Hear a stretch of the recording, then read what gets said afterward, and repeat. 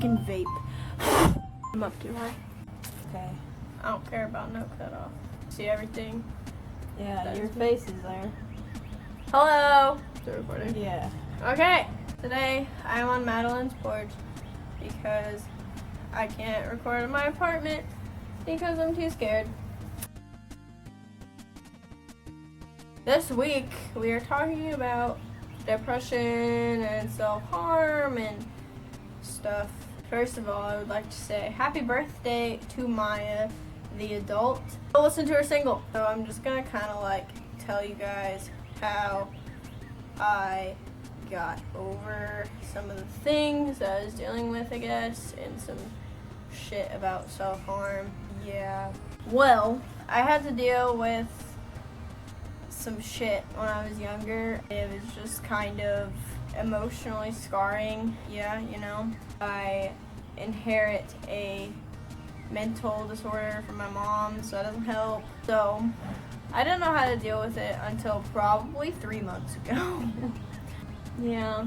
All I do now to try to like lift myself up from being so depressed all the time is I try not to dwell on the things that make me upset, because I would get into these fits of me just thinking about the things that made me upset until like I was literally like crying, or I would like have panic attacks for literally no reason. I would just like think too much, and I feel like that's what a lot of people do because they just lock themselves in their room all the time.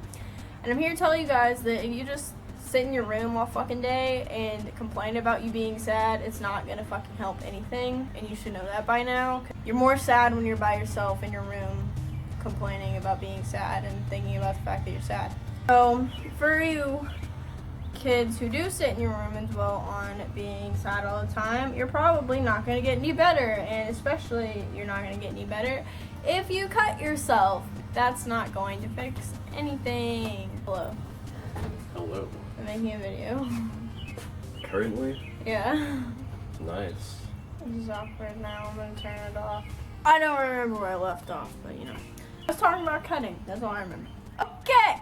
I'm not gonna say that I don't understand why people do it all the time, because it is very addicting practice. That doesn't mean that it's okay, and it doesn't mean that that's an excuse for you to do it. Like Maya said, if you do self-harm, then you probably need some professional help. If you think that harming yourself is benefiting your mental health or like helping you get through things, as just a fact, it's not something that is normal. Thanks, Vape Cloud.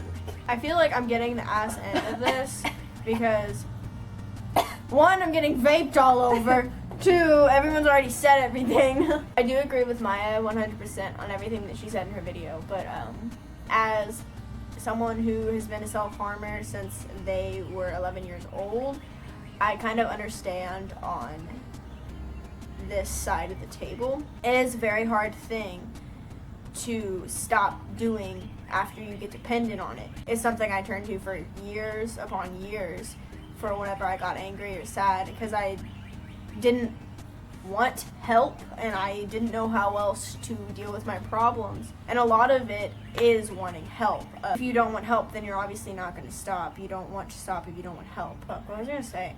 God damn it. There's a difference between people who self-harm and actually do it because they are in a very bad place in their mind or are very depressed, you know, don't know where to turn. There's a difference between those people and the people who literally do it for attention. And I don't give a fuck what anyone says. There are a lot of people that just cut for attention. There's fucking mosquitoes everywhere. If you go to, like, say I had cuts all up my arm. All up. Just here to here. And I went to school like that. Fuck.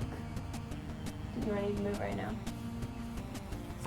Anyway, like I was saying, if you go to school and you have cuts all up your arms and you're wearing like a flannel or something and you're openly showing the world, why the fuck would you do that? Like, whenever I would self-harm, no one knew about it. No one. Because I knew people would think I was disgusting. I knew people would think that I was a fucking nutcase. I knew people would judge me for it. and I didn't want to be thought of as Taylor the cutter or anything of that sort. I didn't want people to call me emo for any other reason than the way I dressed. Why the fuck would you want everyone to know about that? It's not something to be proud of, and I don't fucking understand how people can just show off their open cuts to the world. Scars are a little different because scars show that you're better now. In a sense, they show that you're trying to make progress in your depression or whatever you're going through. I just want you guys to know that there are other ways to cope with whatever you're going through, and you don't need to tear a hole in your own flesh to feel better. There's so many other ways. Even if you need to go hit something, like go scream into a pillow, if violence is the reason you cut, then do something that isn't self-destructive. Do something that will help get that anger out, but won't physically harm you. I love you guys. Thank you for watching, and I hope that you get through whatever it is you're going through. And I'm proud of you if you've already gotten through it.